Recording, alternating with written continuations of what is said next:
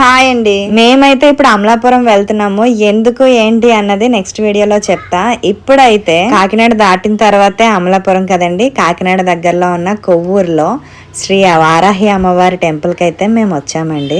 అక్కడికి వెళ్ళిన ప్రతి ఆడవారు కూడా కాలు కడుక్కొని పసుపు అయితే రాసుకొని గుడి లోపలికి వెళ్ళాలంటండి. ఇక్కడ నా కాలుకి పసుపు రాస్తుంది మా అమ్మగారేనండి. ఎందుకమ్మా పసుపు రాస్తున్నావు నా కాలుకి, పెద్దవాళ్ళు అలా రాయకూడదు కదా అంటే, దేవుడి దగ్గర అదేమీ లేదమ్మా, ఇలా పసుపు రాసే అవకాశం దొరకడమే అదృష్టం అని చెప్పారు. ఇక మేము కొబ్బరికాయ కొట్టి దర్శనానికి అయితే వెళ్ళాము. అమ్మవారికి బెల్లం అంటే చాలా ఇష్టం అంటండి. బెల్లం నైవేద్యంగా పట్టుకెళ్తే చాలా మంచిదంట. గుడికి వచ్చిన తర్వాత పువ్వులు పెట్టుకోకుండా లోపలికి వెళ్ళడం నాకైతే ఇష్టం ఉండదండి. ఇంకా పువ్వులు కూడా కొనేసి పెట్టేసుకున్నాను అనమాట. తల్లి దగ్గరలోకి వచ్చిన తర్వాత ఒళ్ళంతా గూస్ బంప్స్ వచ్చాయండి. అసలు ఎప్పటి నుంచో అనుకుంటున్నాను ఈ గుడికి రావాలి, దర్శించుకోవాలని చెప్పి. ఇంట్లో అయితే దండం పెట్టుకున్నానండి. నేను నవరాత్రులు చేస్తున్నాను తల్లి, నవరాత్రులు స్టార్ట్ చేయక ముందే నీ దర్శన భాగ్యం నాకు కలిగించని. తల్లి అనుకున్నది అనుకున్నట్టే చేసింది.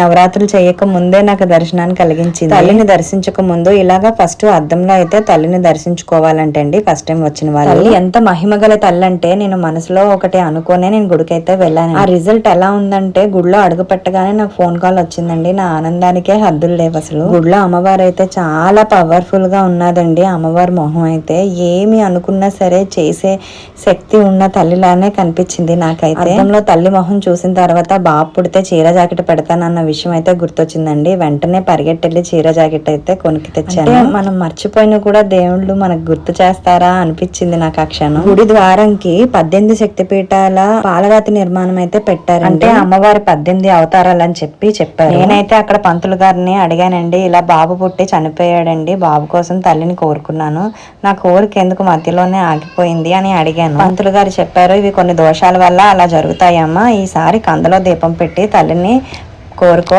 ఏ కోరికైనా సరే ఖచ్చితంగా నెరవేరుతుందని చెప్పారు. నాకైతే చాలా ఆనందంగా ఉందండి తల్లి దర్శనం దొరికినందుకు. మీలో ఎంతమంది అమ్మవారిని దర్శించుకున్నారు?